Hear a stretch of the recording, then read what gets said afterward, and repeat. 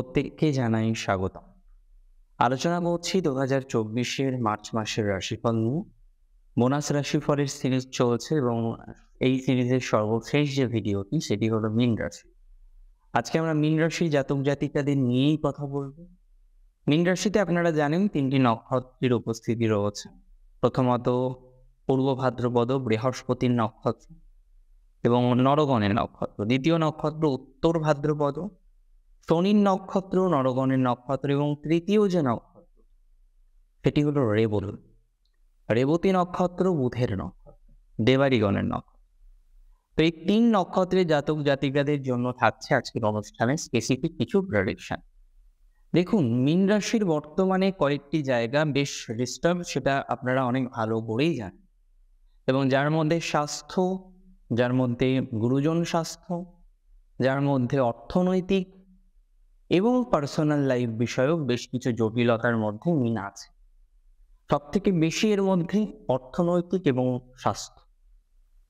বর্তমানে স্বাস্থ্য নিয়ে যদি কথা বলি, রাষ্ট্রাধিপতি দ্বিতীয় কিন্তু রাশিতে রাহু। ফিজিক্যাল হেলথের ক্ষেত্রে মধ্যম প্রকৃতির কম্বিনেশন চললেও সমস্যা অনেক বেশি আছে মানসিক স্বাস্থ্যের ক্ষেত্রে। কোথাও যেন গিয়ে মেন্টাল হেলথ ঠিক হতে চাইছে না। কোথাও যেন গিয়ে আপনি বারংবার চেষ্টা করছেন মানসিক স্বাস্থ্যকে সঠিক করার, বারংবার চেষ্টা করছেন যে অ্যাংজাইটি, যে ডিপ্রেশন বারংবার আপনার মধ্যে আসছে, সেই জায়গাটি থেকে বেরিয়ে আসার আপনি চেষ্টা করছেন এবং বারংবার চেষ্টা করছেন, কিন্তু কোথাও যেন গিয়ে সেই জায়গাটি সুস্থ হচ্ছে না, সঠিক হচ্ছে না, এমনভাবেই কিন্তু চলছে। আমি স্ট্রংলি মনে করি যে আপনাদের এই কন্ডিশনের ইমপ্রুভমেন্টের অবকাশ সেটি থাকছে। এক কথায় যদি বলতে হয়, আমরা লক্ষ্য করতে পারবো, যদি আপনার রাশিটি নিশ্চিতভাবেই হয়ে থাকে মীন রাশি, আমরা হেলথের ক্ষেত্রে ফিজিক্যাল হেলথ মোটামুটি চলবে। মেন্টাল হেলথের ক্ষেত্রে যে সমস্যা আসার সম্ভাবনাটা দেখছি সেটা ম্যাসিভ আকৃতি ধারণ করবে না।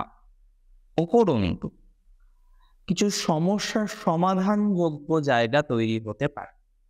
অনেকেই বর্তমানে কাউন্সেলিং এর মধ্যে আছেন, অনেকেই সাইকোলজিক্যাল পরামর্শ নিচ্ছেন, কিন্তু তারপরে গিয়েও আপনি কি খেয়াল করছেন যে এন্ড অফ দ্য ডে আপনার মেন্টাল যে স্বাস্থ্যটা, মানসিক স্বাস্থ্যটা সেটি পূর্ণাঙ্গ সঠিক হচ্ছে না, এবং একটা ডিস্টারবেন্স, অন্যান্য কিছু সমস্যা সেগুলোকে কিন্তু ফিল করতে হচ্ছে। একটা কথা খুব স্পষ্টভাবে বুঝে নিন মীন রাশির জাতক জাতিকারা যারা রয়েছে, আপনাদের এই মেন্টাল হেলথের পূর্ণাঙ্গ সুস্থতা বা সমৃদ্ধি সেটা একটু টাইম টেক, কিন্তু কন্টিনিউয়াসভাবে যদি কিছু প্রসেস আপনি মেনটেন করতে পারেন, যেমন একটা টিপস আপনাদের শেয়ার করি, মেডিটেশন করা। দ্বিতীয়ত, আপনি আপনার গুরুজনের সাথে যদি বেশি সময় স্পেন্ড করতে পারেন, অথবা ছোট ছোট পাখিদের সাথে, প্রকৃতির সাথে, সবুজের সাথে যদি বেশি সময় স্পেন্ড করতে পারেন, আপনি হয়তো সকালে আপনার হ্যাবিট নিয়ে হাঁটতে যাওয়ার, মর্নিং ওয়াক করার, সেই হ্যাবিটটা তৈরি করলেন, একটু গাছের মাঝে গিয়ে বসলেন, একটু প্রকৃতির সাথে টাইম স্পেন্ড করলেন, এইগুলো কন্টিনিউয়াস প্রসেস। এগুলোর মাধ্যমে আপনি দেখবেন আপনার মনটাকে কিছুটা হলেও সুস্থির করতে পারে। দ্বিতীয় যে কন্ডিশন সেটা হলো নিশ্চিতভাবে অর্থনৈতিক সমস্যা, প্রচুর এক্সপেন্স, এবং মীনের যেন বর্তমান পরিস্থিতিতে এক্সপেন্সগুলো একদম সাজানো রয়েছে। এক্ষেত্রে এক্সপেন্স, ওই ক্ষেত্রে এক্সপেন্স, যেদিকে দেখাচ্ছে সেই দিকে এক্সপেন্স, এরকম একটা গতি চলছে মীন। তবে এই জায়গাটা তো এইভাবে সারা জীবন চলবে না, এটা তো সারা জীবন এইভাবে লাস্টিং করবে না। করবে কি? একদমই নয়। হ্যাঁ, কতদিন করতে পারে, সে সারা জীবন না হয় করলো না, কত মাস করতে পারে। দেখুন, আমি এটুকু আপনাদের বলি, 7.5 শুরু হয়েছে জাস্ট একটা বছর কয়েক মাস হলো, একটা মাস হলো, 1 বছর 1 মাস। 7.5 অনেক কিছু শিখিয়েছে, অনেক রকম পরিস্থিতির মধ্য দিয়ে আপনি এগিয়েছেন, তারপরে আপনি রিয়েলাইজ করেছেন বা করছেন যে এটাকে শর্ট আউট করা যায় কিনা, কিন্তু আপনি না পারছেন না শর্ট আউট, আপনি না বিষয়টিকে নিয়ন্ত্রণ করতে পারছেন, এমন একটা জটিলতা চলছে। দেখুন, আমি মনে করি এই ধরনের জটিলতা, এই ধরনের সমস্যাগুলো সর্ট আউট করার, সমাধান করার অবকাশ থাকবে। কিন্তু প্রবলেমটা কোথায়? প্রবলেমটা হচ্ছে এই এক্সপেন্সের জায়গাটাকে নিয়ন্ত্রণ করা। কিছু কিছু ক্ষেত্রে আর্থিক ডেভেলপমেন্ট এ মাসেও থাকছে। আমি বলবো যে এক্সপেন্স না কমলেও আর্নিং এর ক্ষেত্রে বৃদ্ধি করার চেষ্টা করতে হবে, এবং সেই সংযোগ, সেই অবকাশ থাকছে মীন রাশির জাতক জাতিকা, যাতে একটু আর্নিং বৃদ্ধিপ্রাপ্ত হয়, যাতে একটু আর্থিক ডেভেলপমেন্ট হয়, সেটার প্রয়াস করুন। মীনের অনেকেরই পৈতৃক সূত্রে বেশ সম্পত্তি প্রাপ্তির জায়গা থাকে, কিন্তু প্রবলেম হচ্ছে এরা সময় পায় না। তার ফলে একটা দীর্ঘমেয়াদী সময় অতিবাহিত হয়ে যায়। এটা একটা ভাবার বিষয়, এটা একটা সমস্যার বিষয়। আমি মনে করি মীন রাশির জাতক জাতিকাদের এই ধরনের যে সমস্যাগুলো আছে, এই ধরনের যে প্রবলেমগুলো আছে, সেগুলোকে সর্ট আউট করা যাবে। প্রকৃত অর্থে সেগুলোকে সর্ট আউট করা যায়। তবে যে জায়গাটা নিয়ে এত দুশ্চিন্তা, এত দুর্ভাবনা মীন রাশির জাতক জাতিকাদের, সেই জায়গাটা হচ্ছে সহজে সলিউশন না হলেও নিশ্চিতভাবেই সলিউশন হবে। একটু ধৈর্য শক্তি আপনাকে বাড়াতে হবে। মীনের যোগাযোগ কিন্তু এ মাসে বাড়তে চলেছে। অনেক ক্ষেত্রে যোগাযোগ বাড়বে। সে আপনার হাজবেন্ডের সাথে হোক, যাদের সাথে এখন রিলেশনশিপ নেই তাদের সাথে হোক, রিলেশনশিপ ভেঙে গিয়েছে, এখন কোনো রকম যোগাযোগ তার সাথে নেই, এই ধরনের বিষয়বস্তু থেকে হোক, অর্থাৎ কোথাও যেন গিয়ে আমি স্ট্রংলি মনে করছি মীন রাশির জাতক জাতিকাদের, তাদের ডেভেলপমেন্ট, তাদের পজিটিভিটি, এগুলো কিন্তু এক্সপেক্ট করা যায়। এবং এই যে ডেভেলপমেন্ট, এই যে পজিটিভিটি যেটা নিয়ে আমি চর্চা করছি, সেটা নিশ্চিতভাবেই এ মাসে আমরা পাবো যোগাযোগ সংক্রান্ত বিষয়। বিদ্যাক্ষেত্র মধ্যম প্রকৃতির থাকছে এই মাসে, কারণ আপনাদের যে চতুর্থ ঘরের অধিপতি গ্রহ, যিনি হলেন বুধ, তিনি নিচস্থ হচ্ছেন এবং জড়ত্ব যোগ তৈরি করবে রাশি। কোথাও যেন গিয়ে প্রথম 18টা দিন ঠিক আছে, ওয়েল অ্যান্ড গুড।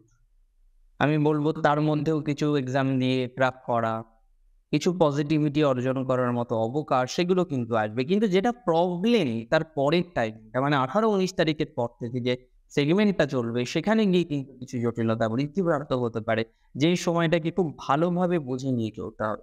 এই সময় পড়াশোনার ক্ষেত্রে বেশ কিছু প্রতিবন্ধকতা আসতে পারে, যার মধ্যে ফ্রেন্ডস রয়েছেন, যার মধ্যে সিলেবাস তো প্রতিবন্ধকতা নয়, বাট সিলেবাসটাকে বোঝার জন্য যে অবকাশ দরকার, যে টিচার দরকার, সেই জায়গায় কিছু ডিস্টার্ব হওয়ার মতো অবকাশ তৈরি হতে পারে মীন রাশির জাতক জাতিকাদের। এটা কিন্তু খুব ভালোভাবে বোঝার দরকার, ভালোভাবে জানার দরকার। তাই 18 তারিখের পর থেকে আমি বলবো নতুন ডিসিশন রিগার্ডিং এডুকেশন নেওয়া যাবে না। 18 তারিখের পর থেকে যে কোনো নতুন ডিসিশন এডুকেশন রিলেটেড নেওয়ার ক্ষেত্রে অবশ্যই গুরুজন পরামর্শ বা যে কোনো ধরনের career related consultation, educational counselling, এগুলো করার মাধ্যমে এগোতে হবে। সেটা আমার মনে হয় বেশি গ্রহণযোগ্য হতে পারে এবং সেটা করা উচিত। এর পরের যে বিষয়বস্তু নিয়ে আমরা চর্চা করব, এর পরের যে বিষয়বস্তু নিয়ে আমরা ডিটেলসে আলোচনা করব, সেটা হলো মীন রাশির জাতক জাতিকাদের কতটা ইমপ্রুভমেন্ট আমরা এক্সপেক্ট করতে পারবো, বিশেষ করে যারা যুক্ত রয়েছেন যে কোনো ধরনের ইন্ডাস্ট্রিয়াল বিজনেসের সাথে, যারা ট্রেডিং বিজনেস করছেন, আমি ইন্ডাস্ট্রিয়ালটা আলোচনা করছি, যারা ট্রেডিং করছেন, শেয়ার মার্কেট করছেন, এই মাসটা কিন্তু মধ্যম প্রকৃতির যাবে। দেখুন, রাহুর অ্যাসপেক্ট 6th হাউসে রয়েছে আপনার, কোনো মাসে খুব ভালো যাবে, কোনো মাসে খুব খারাপ যাবে। কম্পারেটিভলি এই মাস তুলনামূলকভাবে ভালো। প্রভূত ভালো দেখছি না, বাট প্রভূত খারাপ সেটাও দেখছি না।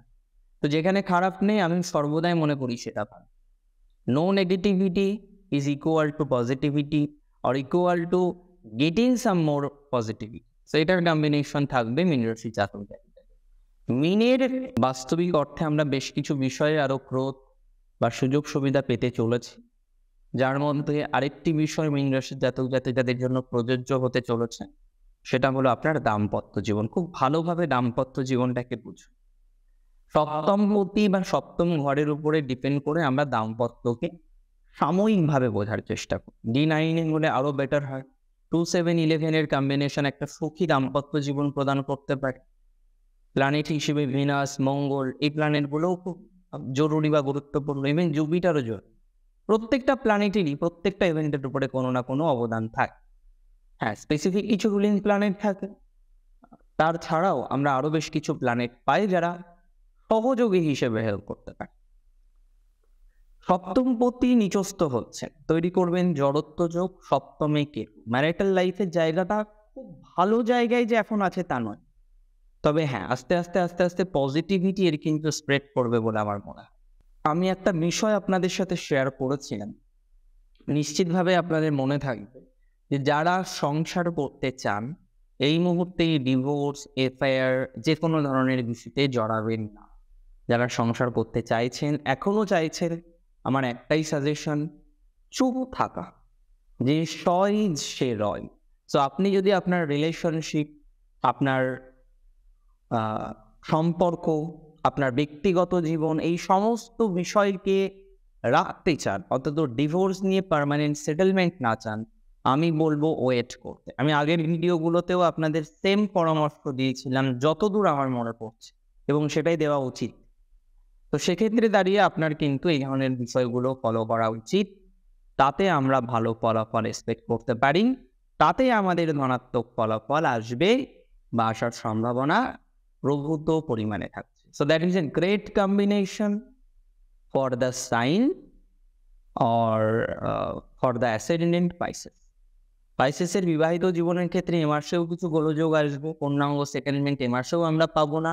জাস্ট আমাদের টার্গেট হচ্ছে বিষয়টাকে এগিয়ে নিয়ে যাওয়া, যাতে এই মুহূর্তে কোনো ল, লিটিগেশন ইত্যাদি বিষয়ের প্রবেশ আপনার দাম্পত্য জীবনের ক্ষেত্রে না ঘটে।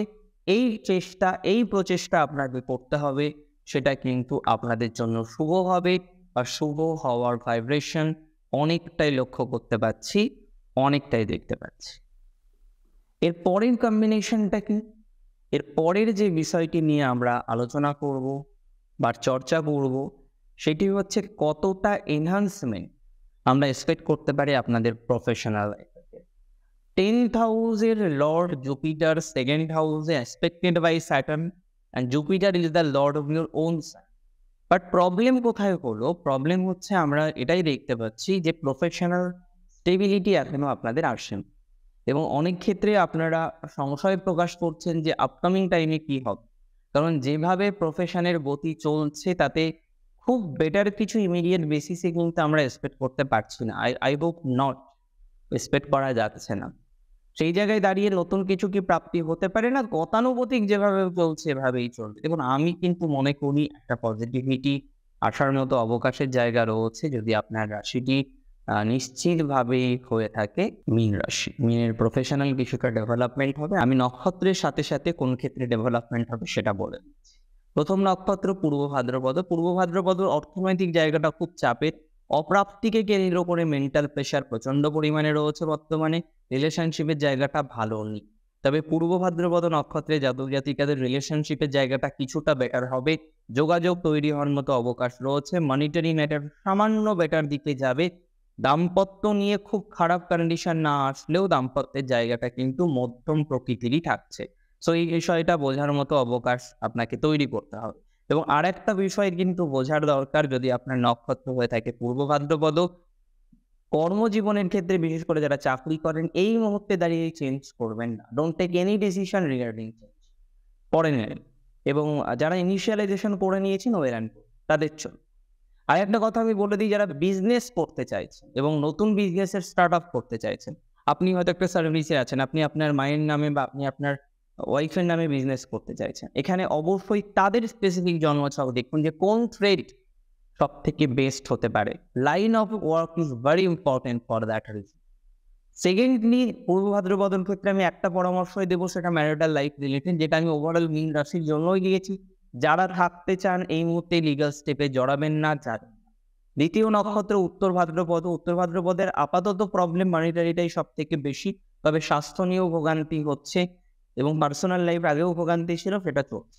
দেখুন, উত্তর ভাদ্রপদ নক্ষত্রে জাতক জাতিকাদের স্বাস্থ্য উন্নতির সম্ভাবনা কিছুটা দেখছি, তবে যাদের হাড়ের ব্যথা সংক্রান্ত সমস্যা আছে, জন্মছকে শনি মঙ্গলের যোগ আছে, খুব সচেতনভাবে চলাফেরা করতে হবে। বিশেষ করে অ্যাক্সিডেন্ট বিষয়গুলো থেকে একটু এড়িয়ে চলার পরামর্শ আপনাকে আমি প্রদান করছি। উত্তর ভাদ্রপদের ক্ষেত্রে যারা যথেষ্ট পরিমাণে ভালো কোনো পদে আছেন, বিশেষ করে গভর্নমেন্ট কোনো পদে রয়েছেন, বিশেষ করে অ্যাডমিনিস্ট্রেশনে, তাদের পজিটিভিটির মাত্রা বাড়বে। পলিটিক্সের ক্ষেত্রে উত্তর ভাদ্রপদ ধনাত্মকতার জায়গা রয়েছে। নতুন কোম্পানি স্টার্ট আপ করবেন, নতুন বিজনেস করবেন, অবশ্যই বিজনেসের যে নেম সেটা সংখ্যাতত্ত্ব বিদ্যা অনুসারে সঠিক করে তারপরে এগোন, ভালোর দিকে যাবেন। নক্ষত্র রেবতী। রেবতী নক্ষত্রের মূল সমস্যা কিন্তু পার্সোনাল লাইফ এবং কর্মজীবন, এবং এটার সাথে তো ডেফিনেটলি মনিটারি ম্যাটারটা যুক্ত থাকে। তো দেবগণের নক্ষত্র রেবতী, যাদের পার্সোনাল লাইফের ক্ষেত্রে কিন্তু বর্তমানে কিছুটা ডিস্টারবেন্সের জায়গা আছে। এবং আরেকটা কথা আমি বলে রাখি, এই যে নক্ষত্রটিতে আপনাদের জন্ম, রেবতী নক্ষত্র, বুধের নক্ষত্র, অনেকেই খুব দক্ষ টেকনিক্যাল লাইনে, আইটি ইত্যাদি ইত্যাদি সেক্টর। বর্তমান জায়গাটা খুব ভালো নয়, মাঝে মাঝে ডিস্টার্ব আপনার ফিল হচ্ছেন, বাট আমি স্ট্রংলি বিলিভ করি এই জায়গাটা থেকে পজিটিভিটি তৈরি করা যায়, কিছুটা পজিটিভিটি প্রাপ্তির মতো অবকাশের জায়গা আছে, এবং ধীরে ধীরে কিন্তু আরো ধনাত্মকতা বা ডেভেলপমেন্ট বৃদ্ধিপ্রাপ্ত হবে, যদি আপনার রাশিটি নিশ্চিতভাবেই হয়ে থাকে মীন এবং রেবতী নক্ষত্র আপনার হয়ে থাকে। রেবতীর পরিবর্তন করা যায় এবং পরিবর্তনের যোগও আসবে। সন্তানের জায়গাটা মধ্যম প্রকৃতির থাকবে, প্রেমের জায়গাটা স্টেবল না হলেও খারাপ আর হবে না। বিবাহিত মধ্যম প্রকৃতির থাকছে, বিয়ে নিয়ে পার্সোনাল অ্যানালাইসিস প্রয়োজন থাকছে রেবতী নক্ষত্রে জাতক জাতিকাদের। এবার আজকের অনুষ্ঠান ছিল পরামর্শ, আলোচনা করলাম, এবং শ্রী গণেশের কাছে প্রার্থনা করি আপনাদের প্রচুর ভালো হোক, অনেক সমৃদ্ধি প্রাপ্তি হোক। শেষ করছি এখানে। জয় শ্রী গণেশ।